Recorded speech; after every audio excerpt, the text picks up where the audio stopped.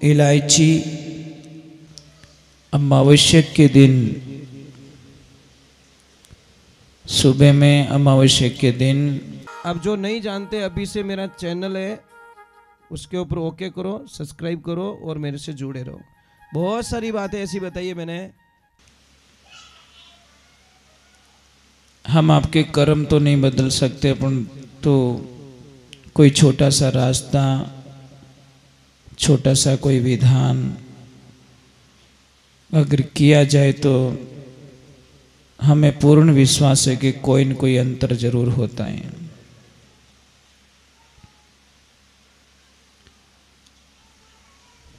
तो कल सबसे पहला उपाय है, अगर आप करना चाहो तो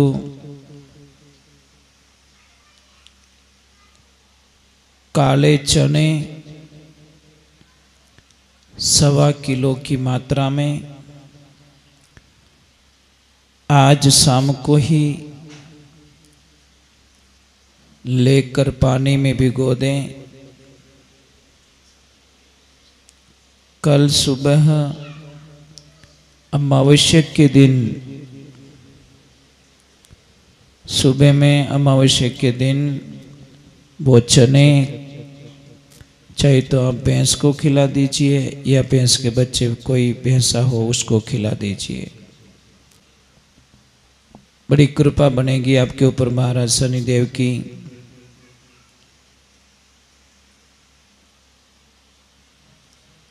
तेल में अपनी परछाया को देखकर तेल भर लीजिए, कोई कटोरी में या फिर कोई थाली में, और उस अपनी परछाया को देखकर उस तेल को आप दान कीजिए। बड़ा शुभ बताया गया है।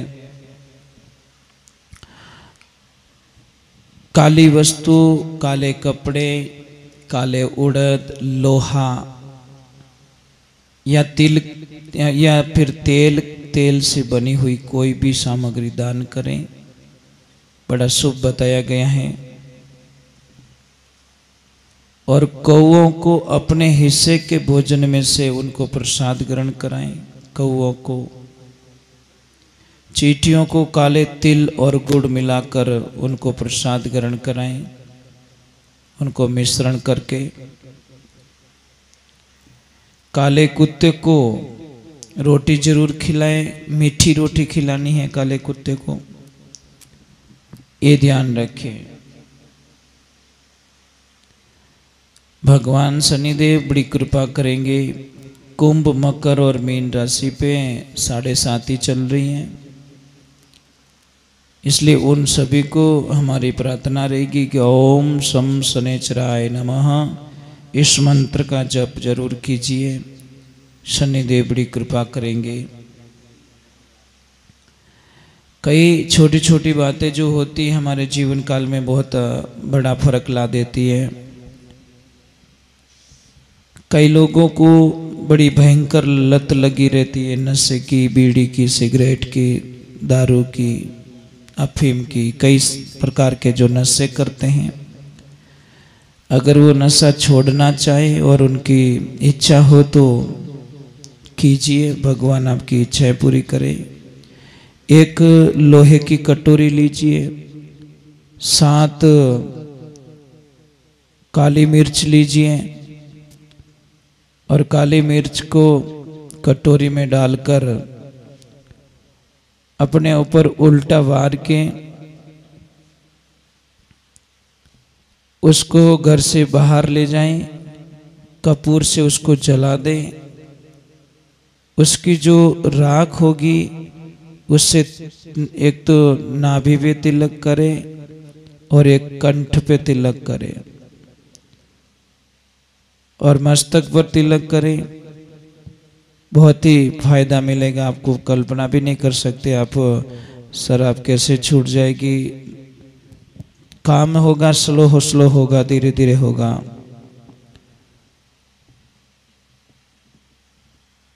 अगर आपका कोई कहना नहीं मान रहा है, आपकी कोई कदर नहीं कर रहा है, तो आप लोगों से मेरी प्रार्थना रहेगी कि ईंट लीजिए, ईंट को थोड़ा घिस लीजिए, उसमें थोड़ा पानी के छांटे डाल दीजिए।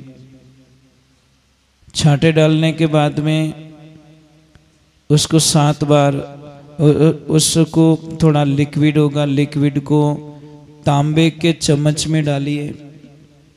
तांबे के चम्मच में डालने के बाद में 7 बार इस अंगुली से स्पर्श कीजिए और अपने कंठ और नाभि पे तिलक लगाइए। बहुत ही फायदा लाभ मिलेगा आपको।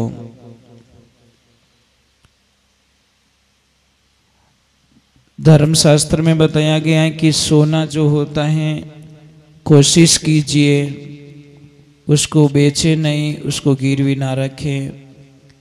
कई लोग बोलते महाराज मजबूरी होती है, तो मजबूरी में रख सकते, ऐसी कोई दिक्कत नहीं है। परंतु अपने शौक पूरे करने के लिए अगर सोना गिरवी रख कर आप अपना शौक पूरा कर रहे हैं, सोना गिरवी रख के आप अपना शौक पूरा कर रहे हैं, तो समझ लीजिए आप कर्जे से कभी बाहर नहीं निकल सकते। अपने शौक के लिए नहीं, अपनी मजबूरी के लिए उसको रख सकते हैं या बेच सकते हैं, तो आपको बहुत बड़ा लाभ होगा। और बहुत सारी चीज़ें ऐसी होती है जो जिंदगी के अंदर बड़ा ही परेशान होता है। शरीर में एक बात का ध्यान रखना, अगर शरीर में जहर गया है तो आदमी एक ही बार मरता है। शरीर में अगर जहर गया है तो वो एक ही बार मरता है। और कानों में अगर जहर चला गया तो समझ लीजिए पूरे रिश्ते, पूरा परिवार, पूरा हमारा जीवन सबसे कट जाएगा, मर जाएगा। कानों का जहर गालने का मतलब, कोई भी आपको किसी के प्रति कोई बात बताए तो बड़े ध्यान से उस बात को सुने और ध्यान से उसका फैसला लेवे।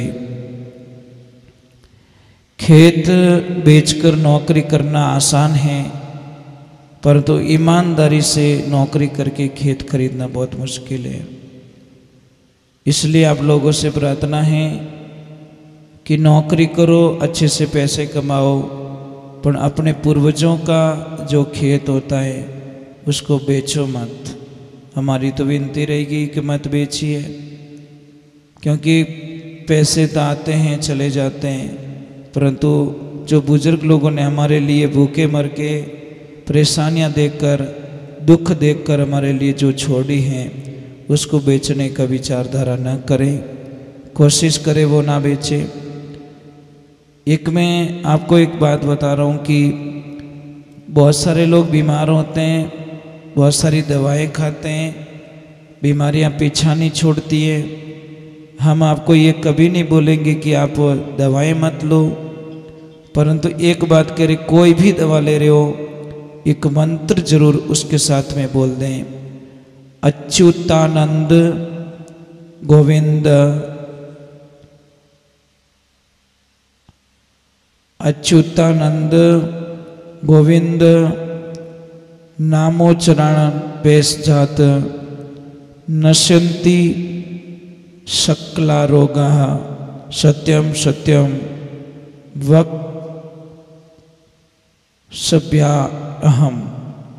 इस मंत्र का जप करें, साथ में अगर किसी को पता न चले, समझ में न आए, तो हमें ज़रूर लिख के भेजें, ताकि हम वापस आपको अच्छी तरह से उस रिकॉर्डिंग को अच्छी तरह से भेज पाए।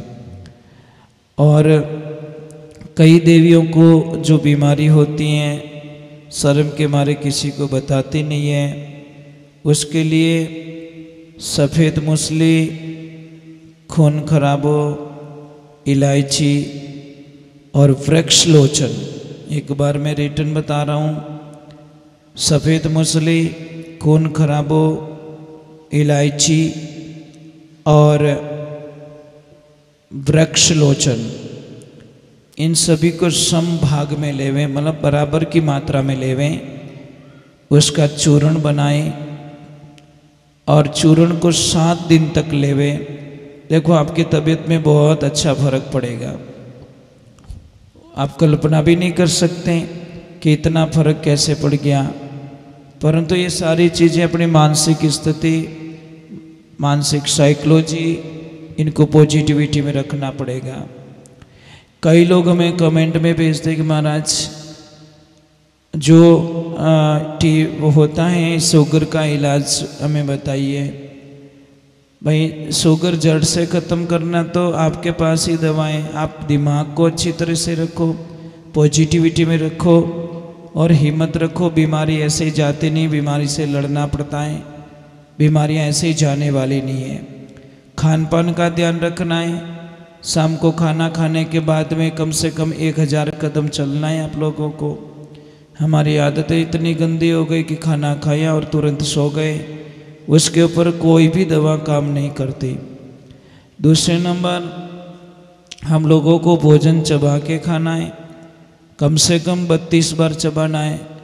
हम भोजन करने का हम लोगों के पास में समय नहीं है। इतना जल्दबाजी में हम लोग भोजन करते हैं, खाया खाया खाया, जल्दी जल्दी खाया, भागो भागो भागो।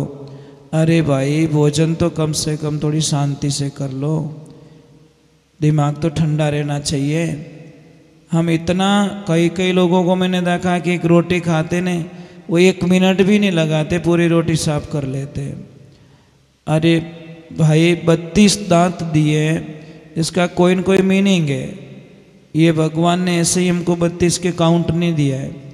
तो भोजन को 32 बार चबाना चाहिए, भोजन के बाद में चलना चाहिए, ठंडा पानी नहीं पीना चाहिए, भोजन समय पे करना चाहिए। ऐसा कोई भोजन ना करे जो शरीर का मान्य ना हो, पचे नहीं भोजन, तो वो भोजन मत कीजिए। परंतु हम ज़बान का स्वाद लेने के लिए पेट की तरफ बिल्कुल देखते नहीं है, यही समस्या होती हमारी। इसलिए आप लोगों से वंदना रहेगी कि मैं तो प्रार्थना करूँगा कि पूरी दुनिया सब सुखी जीवन जिए, सभी की अच्छी ज़िंदगी में अच्छी खुशियाँ आए, यही प्रार्थना है हमारी। और हम लोगों ने कई बातें जो आप लोगों को बता के रखी हैं वो चीज़ें ज़रूर करें। और किसी को भी प्रॉब्लम कभी पीछा नहीं छोड़ती, ध्यान रखना, प्रॉब्लम को सॉल्व करनी पड़ती है। तो आप लोगों से वंदना रहेगी मेरी। और मैंने बताया है कि शुगर के बारे में, तो अगर आपको ज़्यादा बढ़ गई है, जैसे कि 400 हो गई है, 400 हो गई, 300 हो गई, और डॉक्टर साहब दूर हैं, दवा भी आपके पास में शायद नहीं है, आपकी मजबूरी है, तो आप अपनी नज़दीकी कहीं से सब्जी की दुकान से किसी को भी बेच के फास्ट करेले मंगवा दीजिए। करेले मंगवाने के बाद में उसके टुकड़े कर दीजिए। टुकड़े करने के बाद में उस करेले को एक परात में डाल दीजिए जो आटा गूंदने की होती है, उसमें डाल दो या बड़े कोई टब में डाल दो, और उसके ऊपर थोड़ा पानी डाल दीजिए। पानी डालने के बाद में उसको पैरों से गूंदना स्टार्ट कर दीजिए। जिसको शुगर बढ़ गई है, तत्काल अगर थोड़ा लेवल लेना है तो आप शुगर को ला सकते हो, कंट्रोल कर सकते हो। तो आपको उसमें आपको एक काम करना पड़ेगा, गूंदना है गूंदना है गूंदना है। 15-20 मिनट या आधा घंटा बाद में देखना आपके मुंह में कड़वापन महसूस होगा। कड़वापन महसूस होगा तो फिर बाद में आप आधा घंटा बाद में वापस शुगर चेक कीजिए, आपको कोई न कोई अंतर ज़रूर लगेगा। ये हमारा विश्वास है, हमें पूरा विश्वास है कि मतलब कंट्रोल ही मिलेगी आपको शुगर। और एक बात का ध्यान रखें, मैंने बताया भी है, और जो भी देख रहे लाइव देख रहे हैं उनको भी मेरी प्रार्थना रहेगी कि अगर किसी की सगाई में थोड़ी अड़चन आ रही, मैंने पहले भी कई उपाय बताए, और जैसे जैसे कोई नया उपाय होता है तो हम ज़रूर शेयर करते हैं कि अगर आपके परिवार में, आपकी फैमिली में किसी की भी लड़के की सगाई हुई हो और लड़के की सगाई नहीं हो रही है, तो जिस लड़के की सगाई हुई है उसके हाथों से जाकर मेहंदी लगवा दो।